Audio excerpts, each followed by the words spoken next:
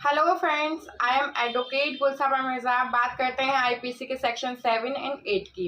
सबसे पहले मैं आईपीसी का सेक्शन 7 आपके लिए पढ़ देती हूँ।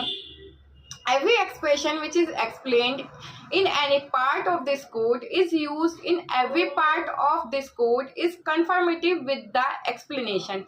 In हिंदी, हर पद जिसका स्पष्टीकरण इस संहिता के किसी भाग में किया गया है, इस संहिता के हर भाग में उस स्पष्टीकरण का अनुरूप ही प्रयोग किया गया है।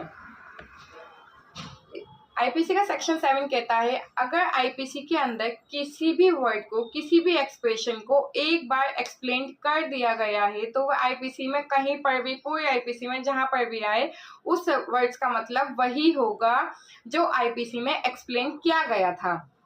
फॉर एग्जाम्पल के लिए, अच्छे से समझाने के लिए मैं आईपीसी का सेक्शन 8 पढ़ देती हूँ।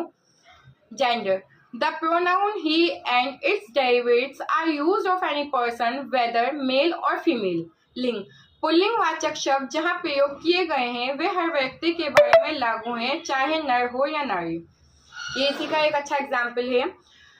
आईपीसी में ही शब्द का प्रयोग किया गया है, वे समान अर्थों में स्त्री के लिए और पुरुष के लिए, दोनों के लिए ही शब्द का प्रयोग किया गया है। जैसे ही के प्रोनाउंस में हिम, हिज या शी के प्रोनाउन में हर आता है, इसी उसमें चाहे आईपीसी में कहीं हिम लिखा हो, हिज लिखा हो, शी लिखा हो, हर लिखा हो, सभी का समानार्थी ही होगा। चाहे वो गर्ल्स के लिए यूज किया गया हो या बॉयज के लिए, दोनों के लिए ही शब्द का प्रयोग किया गया है। Thank you.